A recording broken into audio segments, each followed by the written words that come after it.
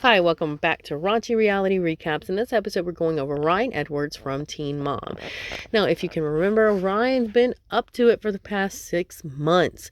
Apparently, all started, I think, back in February, January. And again, I might have this all wrong. Timeline might be messed up, but I'm just trying to go off the best of my memory. Now, apparently, Ryan thought Mackenzie was cheating on him, but I first thought it was just him making crap up in his head because you won't know he's probably on that stuff.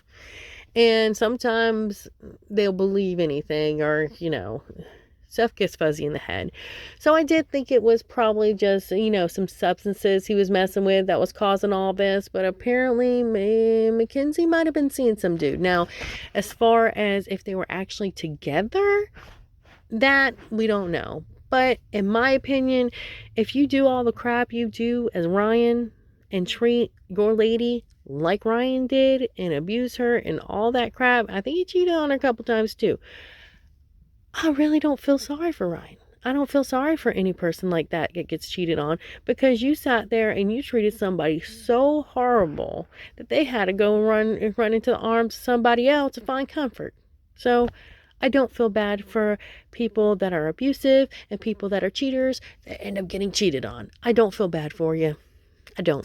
And I don't really feel like any different way towards Mackenzie. I feel sorry she went through all that stuff, but I don't feel like she's a bad person if she even did cheat on him, which we don't even know that. But apparently that all started with that. Ryan said some awful stuff to her online, posted some pictures that weren't meant for anybody else's eyes. Mackenzie got a restraining order, I think it is. And then Ryan completely I think before that, he told her that he was going to have some gang members come and, kick her butt, or, they were, and it was all ridiculous. He was all on stuff, so none of it made sense. Anyways, he ended up going in their house and completely destroying it. When I say completely destroying it, this stuff was devastating. It was awful. It doesn't even look like squatters came through and ransacked it. It looked worse than that. It looked like one of those episodes you see on an abandoned, like one of those people that go and search for abandoned places. And you know how some of these places, it looks like people just like straight up like turned into ghosts and died because all the crap is there. It looked like that. And how everybody's stuff was a still fully furnished house, but everything was ransacked, holes in the wall, spray paint everywhere. He even put a knife through the wall through like a letter or something. I don't know, like Jack Rousseau or whatever. But anyways, yeah, so all that, he destroyed the house, and then apparently the judge was feeling super sorry for him because he's super close to his mommy and daddy, because the judge lives super close to him, one property over. So the judge, of course, was like, "Oh, Ryan, you're a good boy. We're just gonna send you to rehab, even though you've been there, done that, got a t-shirt, and still kept on doing what you're doing." So yeah, judge sent him to rehab because you can't showing personal responsibility and what happens actually in the real world, let's just not do that. But anyways, he ends up going to rehab. And of course, this man gets out of rehab, I guess got some stuff, took a truck, ended up on the curb, passed out behind the wheel, and finally, they put his butt in jail for good, or at least for a little bit.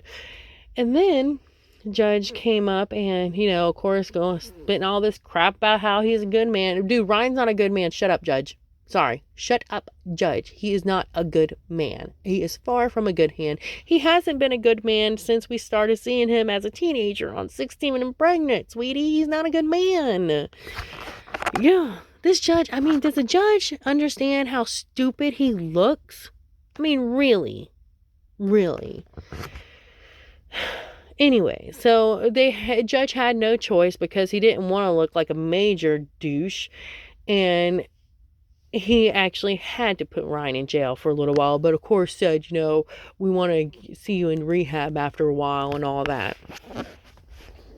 So anyways, getting to this week, apparently Ryan had his another court happen.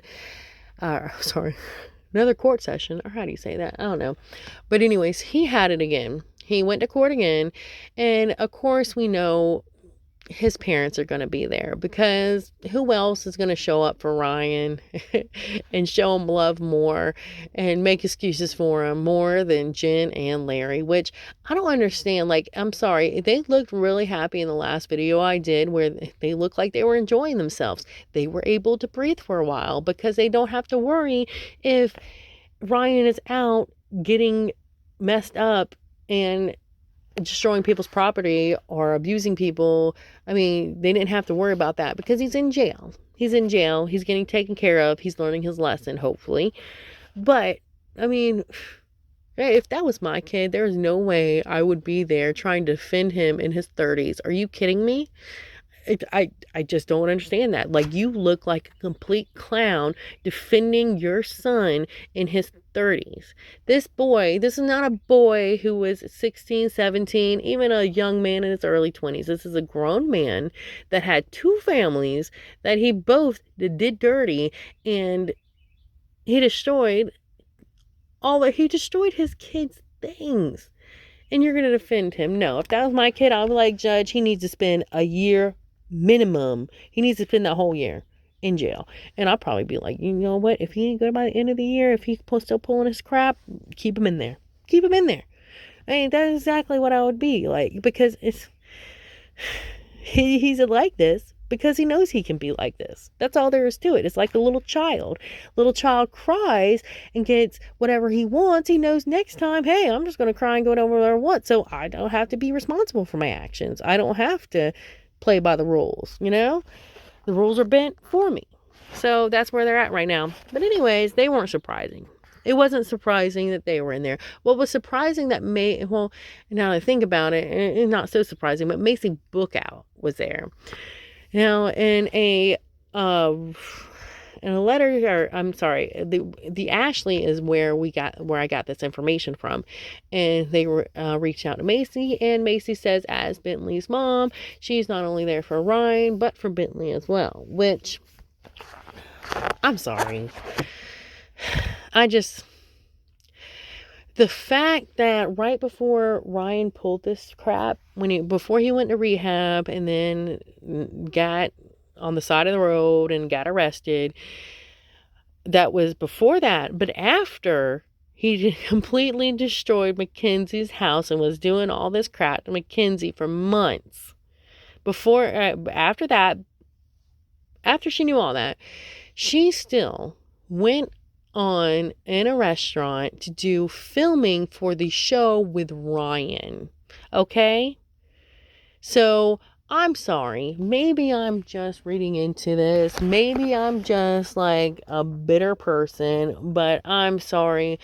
I can't help but think that maybe Mackenzie wants Ryan out too, because her episodes are so boring that she probably needs some good storyline. That's what I'm thinking. Because I'm sorry, I don't want to. I mean, I just, every time I watch it, I end up skipping through parts half the time because they're so boring.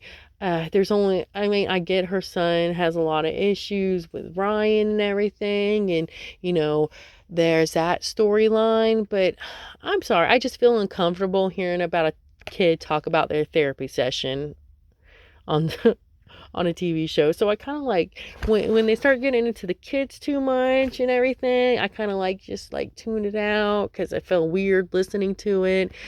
So, and seeing how these kids are getting older, a lot of these kids on Teen Mom, it's not right. I mean, it might, as far as the teenage years and everything, they might not want to film. And then, I mean, it's not like filming a little kid or two, It's not like filming a toddler doing fun things. You're filming this preteen teenager's life, what they're going through, what emotions they're going through. It's not like filming a toddler, doing something funny. So I feel like maybe, and God, y'all know I like to go off in tangents, but I just feel like since she was so ready to film Right after he did all this stuff and before he went to rehab, she was so ready to film. I mean, a part of me is just thinking, girl, you ain't there for your son. You ain't there for your son because it's his dad. Because how many men go to, how many, because, I mean, were you there for the other times? I mean, were you? Were you there for all the other times he went to jail and rehab and had to stand in front of a judge? And how many other women go through the same crap and they're like, girl, I ain't showing up for them. To what? For what? So I can watch them? So I can watch them take them back in jail? How? I mean, I'm sorry. I don't see a lot of women taking the time out of their day to go sit in a courtroom because their ex beat up their new wife. Or I'm sorry, beat up, destroyed her property, whatever he did. He did some horrible stuff to their ex-wife. I don't see many women doing that for their kid. No, girl, you ain't changing anything. Are you going to sit there and tell him that he deserves what he gets and he should be in jail because he's not going to learn anything? Are you going to do that? Because I don't think you did that. So, you know, I'm sorry. Knowing that she had the cameras there ready to film him after all that crap, and you know he's probably going to get money for it. You're ready to give him money for all this, even though you know he has substance abuse problems. And now you're going to the courthouse. $10. She ends up talking. She either has them film after she leaves, or she ends up talking about it on the show. How she went. Guarantee you this will be in the show. This isn't her showing up for her son or for Ryan because, you know, she's Bentley's mom. This is for, it's for the cameras. Because if that's the case, why every other time she wasn't? Was she? I mean, I may be wrong, but I'm pretty sure she wasn't there all the other times. So I really just think this is for the show. Her giving her more of a storyline, more interesting storyline, because girl, we know who are the boring ones. We know who the boring ones are on Team Mom. She's one of them. I mean, we're glad she's living her life, but the ones with the good life we don't want to see because it ain't interesting. We want to see the train wrecks, okay? So, anyways, that's it. That's all I had. Apparently, they didn't get any. I'm so concentrated on Maci attending this thing that I didn't tell you the rest of it. So apparently, the judge said that they talked to like some rehab around there, and they want him in a bed as soon as the bed opens up in the rehab, and they're going to give him a shot of vitriol within 2 weeks, which is kind of like some shot they give you to help you not want drugs, help you curb those cravings or whatever. And nothing was deciding on today. They're going to, they decided to push it back to, I think, July 12th is when they'll push it back. So, yeah, whole lot of nothing happened on this one, or as far as like the court goes. But I think it was just interesting seeing Maci there. Now, tell me what you think. If you think I'm being too harsh, and she really was, compassionate, that's just who she is. She wants to be there.